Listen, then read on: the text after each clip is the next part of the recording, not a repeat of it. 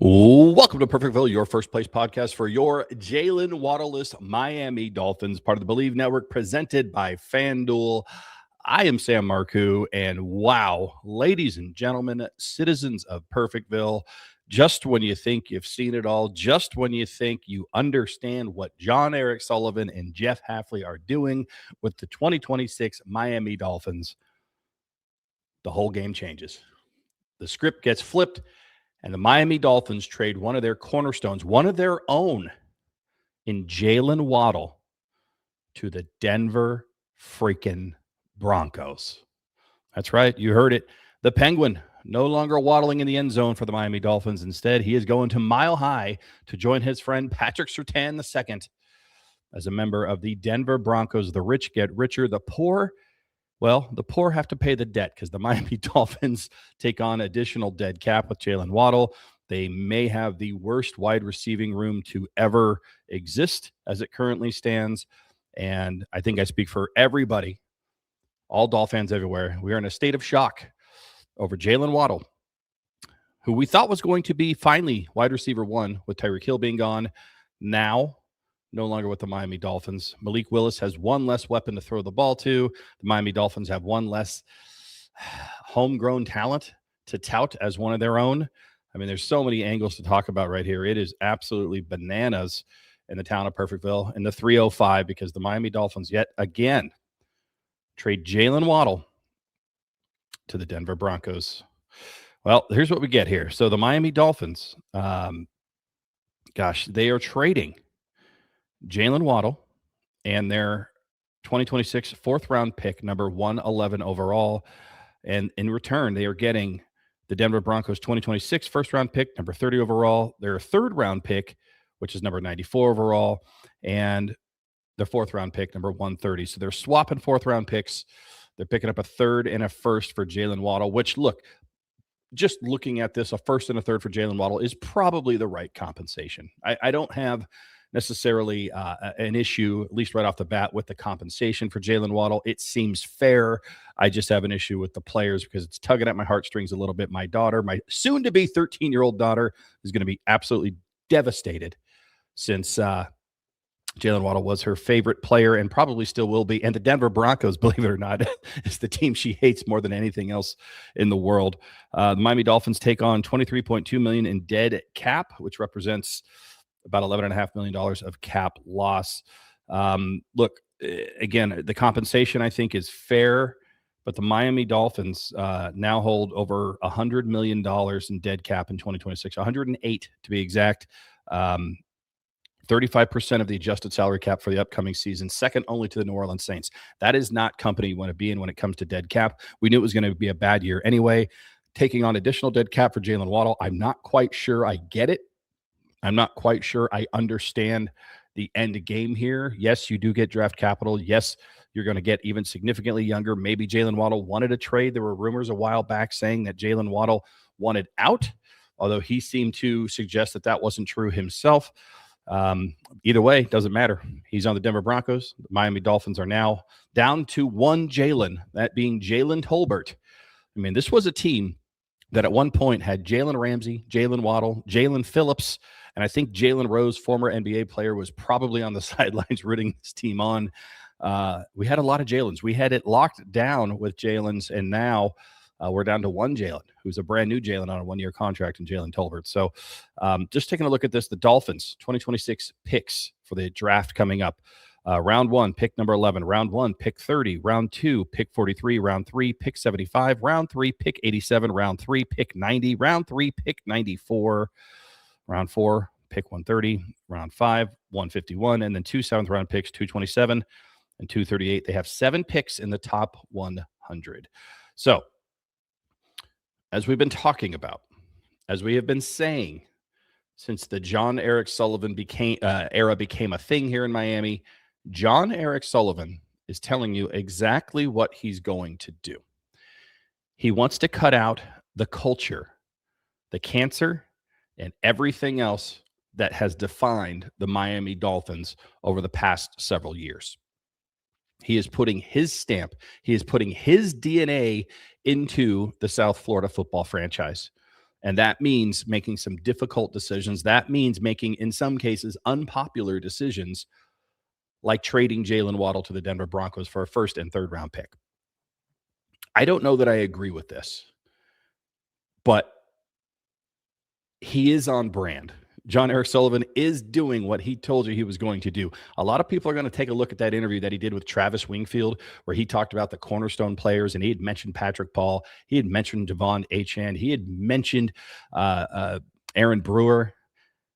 And he'd mentioned Jaylen Waddle. But if you go back and actually watch that interview, if you take a look at how that was set up, it was actually prompted by Travis Wingfield himself. He is the one who came with Jaylen Waddle's name, and Jon-Eric Sullivan pretty much on the spot had nothing to do other than to agree with, yes, he's a very good, talented player. He was not in that tier of players that Jon-Eric Sullivan is looking to build this team around. That is apparent now. So say what you will about Jon-Eric Sullivan, say what you will about Jeff Hafley, say what you will about the front office. They are continuing to just do what they said they are going to do. Personally, I'm in shock. I did not expect Jaylen Waddle to be anywhere other than Miami this year. I thought maybe next year, given the way his contract had finally changed and rolled over, that next year, carrying a $30 million cap hit, he would probably be gone. But I thought you were going to keep him. I thought you were going to keep him for Malik Willis to at least have a weapon in the passing game to throw the ball to. Because right now, I mean, outside of Devon Achane, there are not a lot of options for Malik Willis to get this ball to in 2026, assuming everything stays the same. I mean, look at this. Does this wide receiver room, as it's currently constructed, strike fear in the hearts of defenders everywhere? Tutu Atwell, Jalen Tolbert, Terrence Marshall Jr., Malik Washington, Taj Washington, Theo Weiss Jr., A.J. Henning. I mean, barf. That might be the worst wide receiver room I have ever seen. And I am coming from an era that saw some pretty bad wide receiver rooms for the Miami Dolphins. But I'm talking universally. I'm talking throughout the league. If that is who we go to battle with in the wide receiver room, God bless you. If Malik Willis can win one game with that wide receiving crew, then he deserves to be MVP. Now, having said that, I don't think this is the end game for the Miami Dolphins. I do not think they are going to go into the 2026 season with that cast of characters in the wide receiving room. I don't know if there's another trade afoot, if they're going to go after somebody like an A.J. Brown. I don't know if they're going to go try to sign somebody like a Jawan Jennings just to try to shore that up a little bit. I have no clue. I have zero insight. I don't know. All of us feel like we just got bopped in the nose right now. We're a little fuzzy-eyed. We're a little bit bleary. We're kind of like, what just happened? But I do think with the draft coming up, with the draft capital that they have, they're certainly going to be looking at the wide receiving position a little bit more than they were before this trade. Whether that's number 11 or number 30 or a package to trade up and get somebody, I don't know.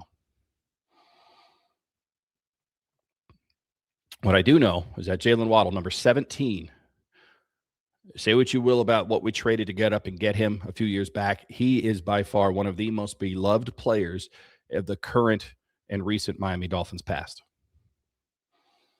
He came with it, and yes, he got injured a lot. Yes, he dropped some catchable balls, but that was a guy that we loved. He was one of our own. It's one of those like just gut punches of, man, you took one of our guys and you moved him to Denver, to the freaking Broncos. You gave an AFC opponent, a competitor within the same conference, a really, really, really good player. A player that might put them over the top, quite frankly.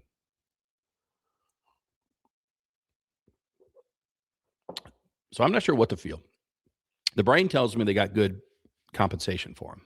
You got a first rounder and a third rounder for Jaylen Waddle. That's good compensation.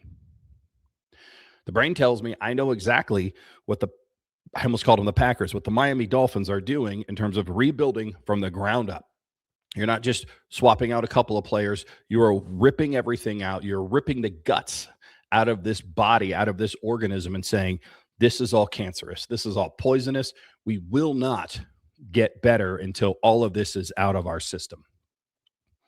And sometimes that means good flesh has got to go with it. And Jaylen Waddle, to me, is good flesh. So my brain tells me it makes sense. You got good draft compensation. You're gutting this team because it was bad and rotten from the core out, and you're starting over. But it still sucks, doesn't it? My heart tells me this sucks. I came to grips with Tyreek Hill being gone. The second he got injured in that Jets game on Monday night, I'm like, that's the last we're going to see of Tyreek Hill in the Miami Dolphins uniform. As soon as Tua Tagovailoa was benched later in the year, I'm like, we're never going to see him throw the ball for the Miami Dolphins ever again. I knew Mike McDaniel's days were numbered. I knew Chris Greer was out. I'd come to grips that we were going to lose certain players, Bradley Chubb, Jalen Phillips. But I didn't think within all of that changeover, within all of that chaos, that one of the constants, one of the stabilizing forces, the stabilizer, the penguin, was going to be caught up in that. But it is an onslaught of change for the Miami Dolphins. It is a tsunami of difference for the Miami Dolphins in 2026 versus 2025. You're going to have a brand new everything. I mean, at this point, if you're Devon Achane, do you feel safe? If you're Aaron Brewer, if you're Patrick Paul, if you're any of these guys that we just assume was going to be here for the long haul, do you feel safe? I think outside of Malik Willis, nobody on either side of the ball, including special teams, should feel safe. And that's a weird feeling. That is a weird feeling if you're a Miami Dolphins fan, because there were certain players that you're just like, yep, put them in pen. They're going to be there starting day. They're going to be there in the starting lineup opening day. That's no longer the case. It is absolutely no longer the case. Jaylen Waddle traded to the Denver Broncos for a first rounder and a third rounder and a swap of fourth rounders. The Miami Dolphins have 7 picks in the top 100 as it currently stands. They have about half of an actual wide receiver with the 7 guys that are in the wide receiving room right now. They take on more dead cap here in 2026. Lots to unpack, lots to unfurl. Miami Dolphins have somehow managed to untangle yet tangle their own Christmas lights yet again.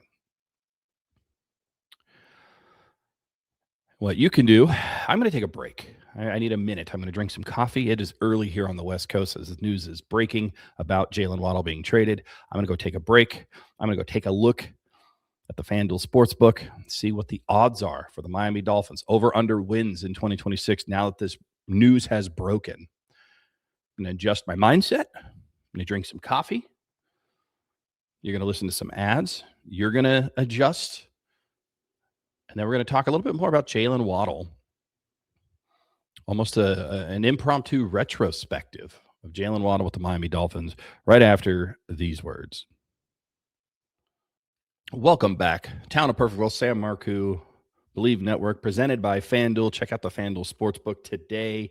Check out all the sports betting games, odds, prop bets, anything you can bet on to make the game even better. Go ahead and do it over at the FanDuel Sportsbook. I'm going to be taking a look at what the Miami Dolphins' futures are after the Jaylen Waddle news to the Denver Broncos is completed. I'll take a look and see. I'm pretty sure the numbers are going to go down for the Miami Dolphins on FanDuel as well as every other sportsbook that's out there.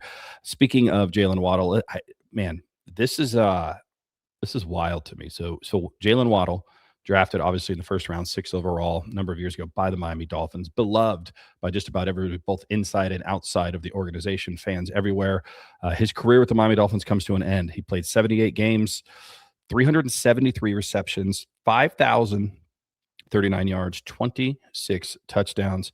He averaged, he played 5 seasons for the Miami Dolphins. He had over 5,000 receiving yards. He averaged over 1,000 yards a season for the Miami Dolphins. When you break it all down and peanut butter spread it around, this is a guy who, back in 2022, his second year with the Miami Dolphins, 18.1 yards per reception, which is absolutely bananas. That led the league, actually, back in 2022.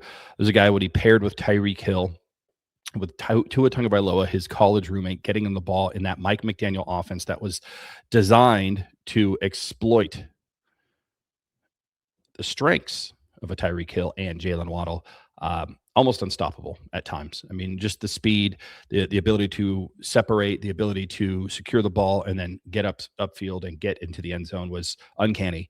Along with Tyreek Hill, that was a dynamic duo at one point. I don't think there was a better wide receiver combo in the league, and that includes some very, very deadly combinations in the NFL at that time. But as it stands, Jaylen Waddle no longer with the Miami Dolphins. He's now on the Denver Broncos, where he's actually going to be paired up with some other good receivers in that room. He's got a quality quarterback, and he's got an offensive-minded coach in Sean Payton, which I think is going to help him maybe be even further and get even more praise, and rightfully so. All time, I mean, I have to take a look here. I did not look simply because I just still processing everything when it comes to Jaylen Waddle. But let's take a look at where he is all time. Miami Dolphins all time receiving leaders. So that means a couple of things here. Mark Duper, number 1. Mark Clayton, number 2. Nat Moore, number 3. Chris Chambers, number 4. OJ McDuffie, number 5. Jaylen Waddle, number 6. He was number 6 all time. In 5 years, he was less than 40 yards away from passing OJ McDuffie, which is pretty funny if you know OJ McDuffie and his stance on wide receivers passing him to be in the top 5. He strikes again. The curse of juice strikes again. Jaylen Waddle, number 6 all time with 5,039 receiving yards. Wow. I mean, that's just incredible. This is a top 10 talent at the wide receiver position for the Miami Dolphins, a team that's had a lot of great wide receivers over the years. And this guy is almost in the top 5 when you look at the stats. He's going to be hard to replace. He's going to be tough to replicate in terms of his personality, in terms of, I think, his camaraderie and just the friendship that he had both on the team and how he had with fans through the camera, right? So, man, crazy stuff. Crazy stuff. I guess, just turning the page and looking at what the Miami Dolphins are going to do, they do have an abundance of draft picks. I mean, they control 7% of the draft picks in the top 100. So they do have an advantageous position where they could trade up if they wanted to. They could trade back if they wanted to. They could stay put, and they're going to add a lot of players to the current crop of no names and nothings that the Miami Dolphins have, along with Malik Willis and Devon Achane. I think wide receiver becomes much more of a focused position in the draft. It has to be. I mean, you cannot go into the 2026 season with Tutu Atwell as your wide receiver 1. You cannot go into the NFL season with Theo Weiss Jr. having a significant role on this team. I mean, Malik Washington is maybe the only holdover from last year that will be on the team this year, and that's probably going to be as a kick returner and punt returner. And quite frankly, I don't trust that he's going to be here quite much longer. I mean, nothing is off the table for the Miami Dolphins anymore. So I do think when you're looking at your draft boards, when you're starting to do your mock drafts and you're looking at the Miami Dolphins, you start to have to pay attention to the wide receivers. You're going to have to take a look at wide receivers at the bottom of the first round, second, and possibly into the third round. They've got a lot of picks in the third round. So it would not surprise me to see them package a couple of those and trade back into the second round and go get themselves a talent, somebody that they think may have fallen out of the first round that they can go pluck in the second round. They have the draft capital to do it. It would not surprise me to see them stay put and just add volume. Go get a bunch of guys. That's what they've done in free agency. I mean, Jon-Eric Sullivan has signed, I think, 23 different free agents, most of those to one-year contracts, to come in and fill some holes and just play for a year. And if you get a handful of those guys that prove it, that show you that they can do it, then they're going to get rewarded next year when money does become less of an issue for the Miami Dolphins and they can start paying some players.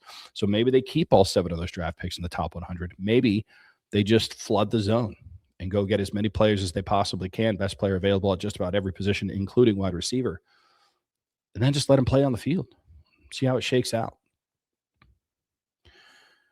But anybody who thinks we're not in a rebuild mode, anybody who thinks that we're not tanking on some level, or at least understanding that we're going to take some critical hits and losses in 2026, is fooling themselves. Because, yes, they went out and signed Malik Willis for a 2-year contract. And they can tell you that they believe that he's the long-term guy, and maybe they do, and they'll go back and re-sign him for something longer if he does come out and ball out. But the Miami Dolphins have gotten rid of just about every single name, every single player, every single contributor from 2025 and before that meant anything to the Miami Dolphins fan base, to the franchise, and to the locker room. Tyreek Hill is gone. Tua Tagovailoa is gone. Bradley Chubb is gone. Jaylen Waddle now gone. So this is a rebuild. This is dynamite in the building, implosion, jackhammer out the rest of the remaining concrete, pour a new foundation, and build from there. And if anybody tells you any different, they're lying or they're stupid. Simple as that. And while most of these we knew were coming, Jaylen Waddle was a surprise. The compensation is fair. It makes sense on paper. My brain says this is what you should do. But my heart says, what a mistake. Cannot believe we did that. On top of everything else we've done, we've now done that. So there is no more cheetah. There is no more penguin. The zoo is now closed. And what's left is a head coach in a sweater vest and a flat top and a general manager who's balding. That's it. That's what he's doing. So, well, this is the Emergency Podcast here. We're on the BLEAV Network, presented by Fanduel. I am Sam Marcoux. This is the town of Perfectville. Man, I got to say, Jaylen Waddle's probably not going to watch this, but he's not going to listen to this. But if he does, or if somebody who knows him does, I want you to know, Jaylen, that you are a Miami Dolphin for life. You've been here 5 years.